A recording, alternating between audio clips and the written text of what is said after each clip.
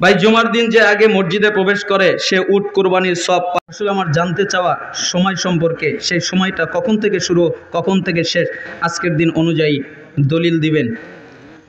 সহিহ বুখারীর 881 নম্বর হাদিস। কয় নম্বর হাদিস? 881। হাদিসের মধ্যে শব্দ এসেছে সাআতুন।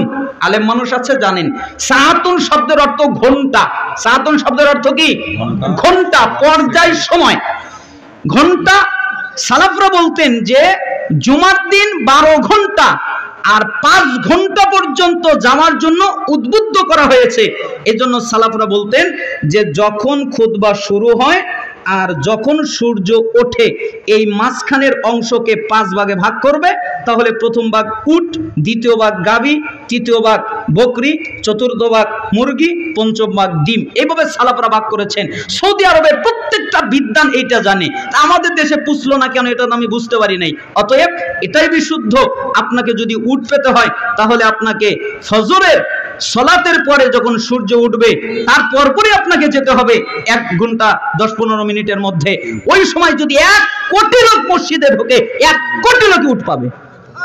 একজনের জন্য একক নয়, ওই সময়ের মধ্যে বরাদ্দ, ওই সময়ের মধ্যে যারা যাবে তারা উট পাবে। এটাই সালাফরা ইঙ্গিত করেছেন। অতএব সেটা আমাদের দেশে সূর্য ওঠার 1-1.5 ঘন্টার মধ্যেই আপনাকে যেতে হবে।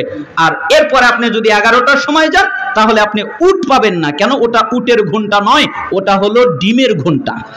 আর সালাফরা বলেছেন যে এটাও ঘটতে পারে যে ইমাম যখন খুতবা দেয় তখন মালাকরা কি করেন? দপ্তর গোটায় না, সবগুলো বন্ধ করে খুতবা শুনতে বসে। আপনার নেকি লিখবে কি? এজন্য সালাফরা বলেন যে খুতবা যখন শুরু হয়ে যায় তখন যদি কেউ যায় তাহলে সে নেকি পায় না। কি পায়? ওই যে জুমার সালাতের জন্য বরাদ্দ যে নেকি ওইটাই পায়। আর জুমাটা তার ঘাট থেকে নেমে যায়, কিন্তু অতিরিক্ত নেকি তাকে দেওয়া হয় না। অতিরিক্ত নেকি পেতে চাইলে খুতবার আগে উপস্থিত হতে হবে। কার আগে? খুতবার আগে।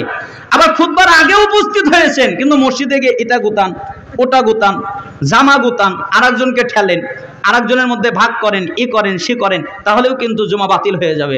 রাসূলুল্লাহ সাল্লাল্লাহু আলাইহি সাল্লামের অনেক হাদিস দ্বারা ইঙ্গিত পাওয়া গেছে।